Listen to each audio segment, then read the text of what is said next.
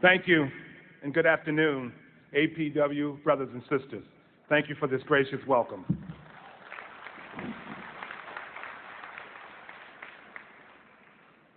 On behalf of the BCTGM, that's the Bakery, Confectionery, Tobacco Workers, and Grain Millers. Yes, I know it's a mouthful. That's why we lowered it to an acronym. Our international union brothers and sisters, and our American brothers and sisters, and our president, David Durkee, thank you for this great welcome. In July of 2016, your union urged you, brothers and sisters, to join the boycott of Mexican-made products.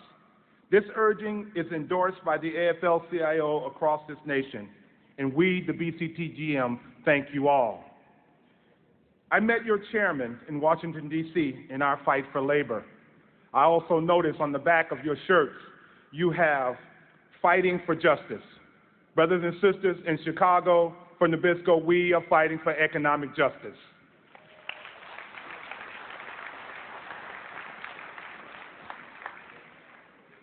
At 3 a.m. on March 23rd, I took a long ride home from the Mondelez plant in Chicago. At 59 years of age, depression coming like dark clouds of a storm, a daughter in college, losing my health care, I'm a prostate cancer patient, and a one-income home. The BCTGM represents 400 workers who make Nabisco snack products. The part of manufacturing I perform was the iconic, as Nate said, billion-dollar cookie. Yes, $1 billion with the B. You can just imagine a company making $1 billion off of a cookie. It is called by the parent, it is a $1 billion cookie. It is called by this parent company, Mondelez. This company, like many others, under the leadership of Irene Rosenfeld, who rakes in more than $19.7 million,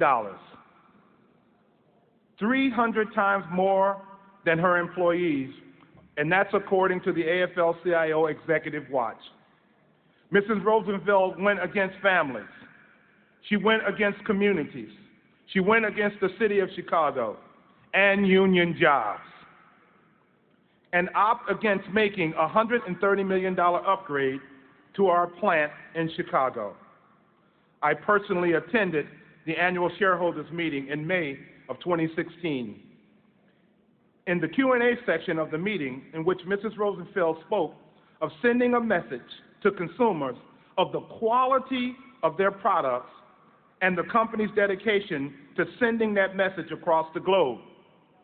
To project an image, she said, a message about the products, but not about the employees. I asked Mrs. Rosenfeld, what kind of message does that send when the head of a company has made in 8 years $165 million, when it only took $130 million to improve our plant? She replied, she makes the industry standard. Brothers and sisters, this must stop. This is greed at its worst. It must stop.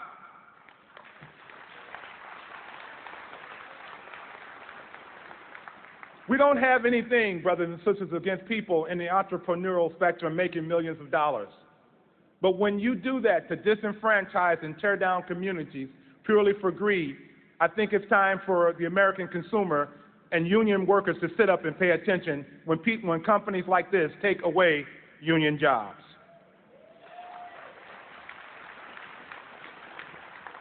Here is the insult.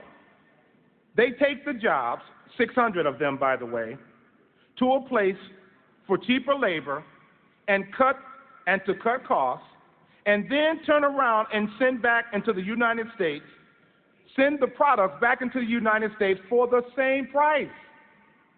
That's not cheaper labor, that's greed. That's greed at its worst. So let me understand this, Mondelez. You sell the cookies back to us in the United States.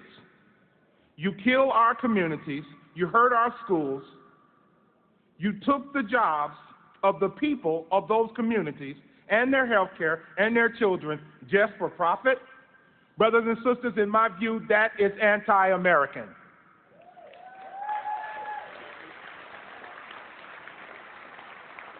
That's corporate greed at its worst.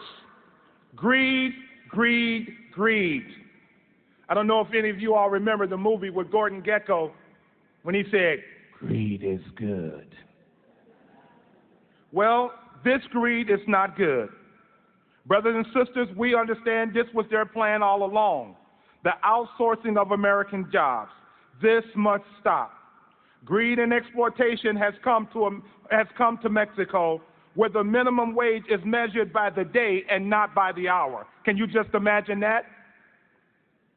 $4 a day, to be exact. If corporations like this continue, what of our nation, our communities, our city, our children, our families? There are ways to find out if a Nabisco product was made in Mexico. Check for the words MM on the back of the package.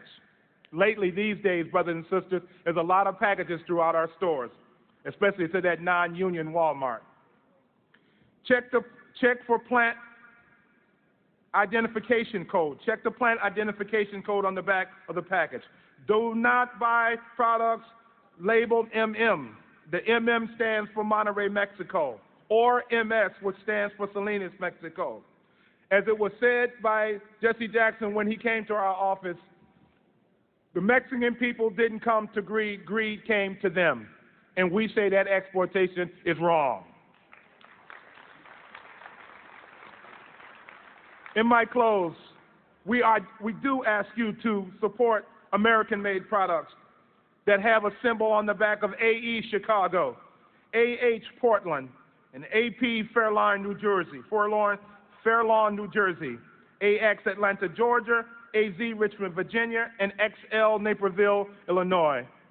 APW, support us, stand with us, participate in the boycott of Mexican-made Oreos and the other products made here, like the Belvita biscuit.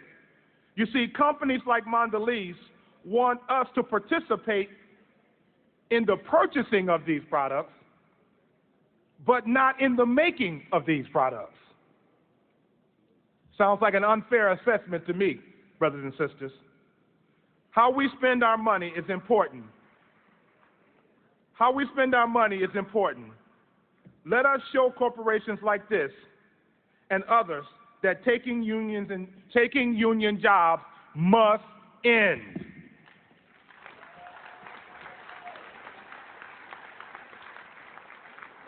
We together can make them hear us.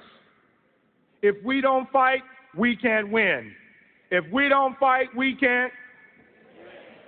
Everyone loses. Communities dry up. Crime increases. Higher education hangs in a balance. Your shirt says you're fighting for justice, and so are we. Thank you again, and God bless you all.